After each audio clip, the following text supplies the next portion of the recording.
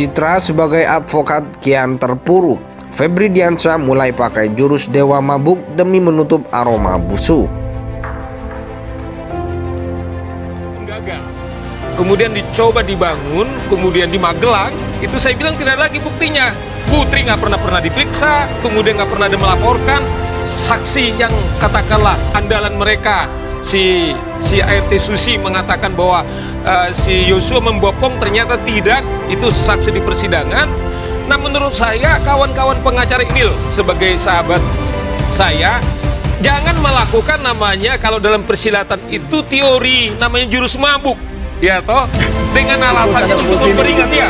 Jadi semua tidak lagi fokus untuk membela 338, tetapi saya lihat energinya kepada Yosua. Nah, malah ini menurut saya akan menceburkan kliennya ini, si Ferdi Sambo ini, kemudian dengan Putri. Ada satu hal yang disembunyikan, yang disimpan untuk nanti. Upaya hukum tidak hanya di PN ini, bisa diulang lagi dengan berbagai sampai dengan yang hak upaya hukum luar biasa masih ada. Kalau ini bentuknya kelalaian hakim atau ketermataan hakim, itu salah satu, karena telah diungkap pun tidak diperiksa. Jadi bagi saya berbagai motif sudah terpikir di pikiran saya, tapi mungkin saya rasa para lawyer senior seperti Bang Saud dulu bisa membaca pikiran saya. Ini salah satu hal yang disembunyikan.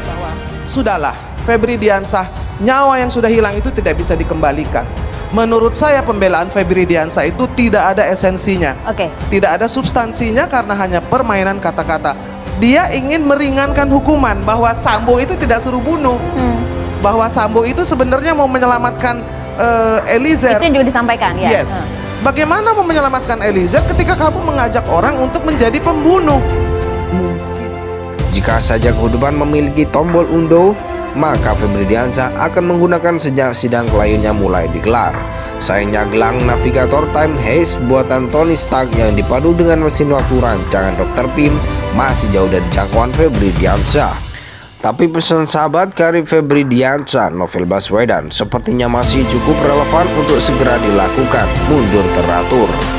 Dalam sebuah diskusi tentang kinerja para kuasa hukum keluarga Ferdi Sambo dan istrinya Putri Cendrawati, nama Febri kembali mendapat perhatian.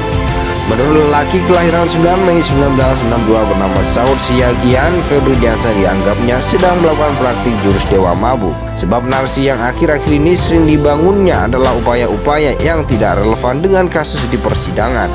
Tidak heran jika kemudian para kuasa hukum dari pihak terdakwa berusaha mengalihkan esensi kasus ke ranah yang berbeda. Jadilah perang opini dan aksi playing victim digulirkan agar Ferdi Sambo dan Putri Cendrawati mendapat simpati publik. Pribadi mendiang Brigadir J diserang habis-habisan, dibentuk sedemikian rupa sehingga publik memproyeksikan bahwa Brigadir J adalah penjahat dengan kelakuan yang bejat. Namun usaha-usaha tersebut justru mentah dan berbalik melawan arah. Ferdi Sambo dan Putri Cendrawati menjadi semakin gerah. Sementara para kuasa hukumnya semakin kehilangan arah dan tidak punya pilihan kecuali berusaha untuk menghindari rasa bersalah. Dengan pendekatan kekuasaan, Ferdi Sambo bisa dengan mudah memberikan perintah kepada mereka yang dinilai masih loyal kepadanya. Melalui pernyataan-pernyataan sejumlah saksi seperti ART Susi, Kodir, Damson, dan orang-orang dalam lingkaran Ferdi Sambo lainnya, publik justru mendapatkan kebenaran bahwa semua yang diucapkan oleh para saksi merupakan sebuah skenario bersama atau settingan. Baswedan sepertinya masih cukup relevan untuk segera dilakukan mundur teratur. Dalam sebuah diskusi tentang kinerja para kuasa hukum keluarga Ferdi Sambo dan istrinya Putri Cendrawati, nama Febri kembali mendapat perhatian. Menurut lelaki kelahiran 9 Mei 1962 bernama Saud Siagian, Febri Diansyah dianggapnya sedang melakukan praktik jurus dewa mabuk. Sebab narasi yang akhir-akhir ini sering dibangunnya adalah upaya-upaya yang tidak relevan dengan kasus di persidangan. Tidak heran jika kemudian para kuasa hukum dari pihak terdakwa berusaha mengalihkan esensi kasus ke ranah yang berbeda. Jadilah perang opini dan aksi playing victim digulirkan agar Ferdi Sambo dan Putri Cendrawati mendapat simpati publik. Pribadi mendiang Brigadir J diserang habis-habisan, dibentuk sedemikian rupa sehingga publik memproyeksikan bahwa Brigadir J adalah penjahat dengan kelakuan yang bejat.